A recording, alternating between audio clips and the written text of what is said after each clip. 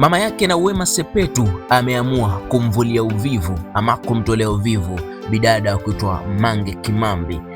Mwanaharakati huyo ambaye mpaka sasa hivi bado yupo zake USA, jiji ama nchi ya Donald Trump. Sasa ni kipi ambacho amekisema na amesema itakuwaje, kwa sababu kuna kauli za vitisho ameweza kuzitoa bibi yake Naolie.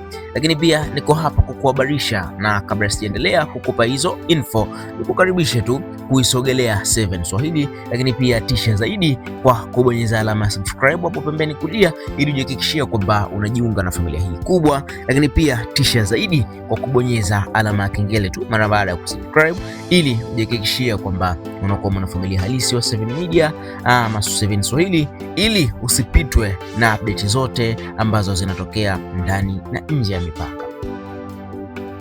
Yes, sasa maneno yalikuwa mengi sana, hasa mara baada ya kuwa amezaliwa baby boy huyu, kwa maana ya Olie, mtoto wa Whozu pamoja na Wema Sepetu.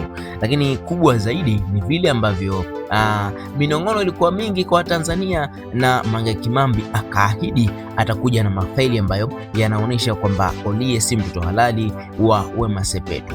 Sasa kama unakumbuka, Maimartha Ojese aliwahi kumfanyia interview mama yake na Wema Sepetu, kwa maana bibi Olie, na akawa ametoa mapovu ama akatoa moyoni kwamba huyu mwanaharakati ambaye ameshindwa kugombana na serikali, hebu amtue, na amesema yeye ana mkono mrefu sana kiasi ambacho anaweza akamuonesha show ambayo wengine wameshindwa kumuonesha. Sasa ni show gani hiyo ama ni nini? Watanzania pia huenda wana shauku ya kufahamu ya kwamba mama yake na Wema Sepetu ama bibi Olie ana nguvu kiasi gani ya kuyafanya yote hayo ambayo anayasema.